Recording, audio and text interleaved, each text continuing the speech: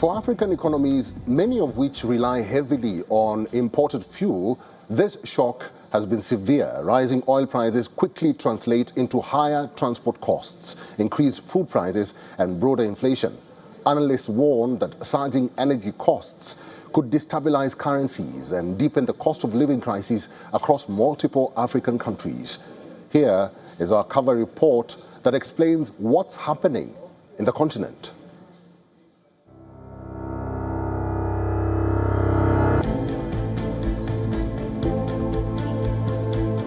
These are scenes that are widespread and synonymous across the continent. With fuel becoming scarce, the Ethiopian government has introduced strict measures, including urging a majority of its public employees to work at home. Food price control and prioritizing fuel to essential services, although the move seems to have little impact on residents. As millions of Ethiopians marked Good Friday in the capital Addis Ababa, many were continuing to suffer the impacts of the Middle East crisis, which has sparked chronic fuel shortages and rising costs of basic commodities. Even in Madagascar, the authorities have declared a state of emergency because of the fuel shortage. From Ethiopia to Kenya's Rift Valley, soaring air freight costs and flight disruptions are squeezing Kenya's cut flour industry, forcing some growers to discard large volumes of produce. Ex-Flora Group, which exports between 120 and 130 million flour stems annually, says 20 to 25% of its production is being thrown away, as limited cargo space and higher charter costs make shipments to Europe unviable.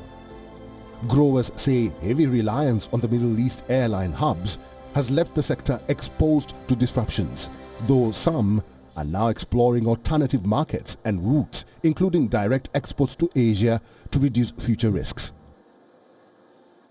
Why are we throwing away? Because the freight cost is too high. I cannot send to Europe some of the produce, I have a limited capacity. Anything extra that I want to buy, I have to bring in a freighter at a higher cost. And that's very high. Then it becomes, it becomes unviable. We are looking to see markets like India open up. That could be a different channel. We may not have to go through the Middle East. We could fly directly or something like that.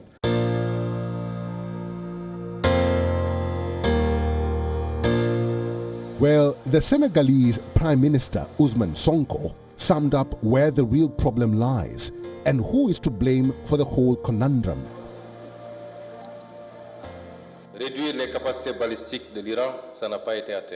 Mr. Trump is not a man of peace. He is a man who destabilizes the world. Sonko went farther and accused President Trump of having plunged the world into chaos by triggering the war in Iran.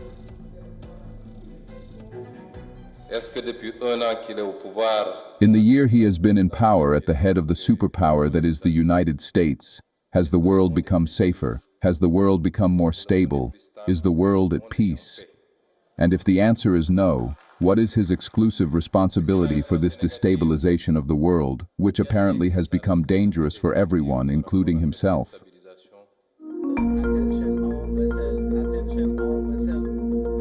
The war between the United States, Israel and Iran may appear geographically distant from Africa, yet its consequences are being felt across the continent.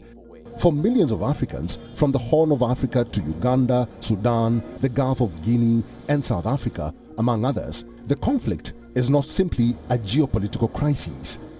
It is rapidly becoming a human rights crisis driven by inflation, food insecurity, disrupted trade and heightened regional instability. Africa Bureau, WION, World is One.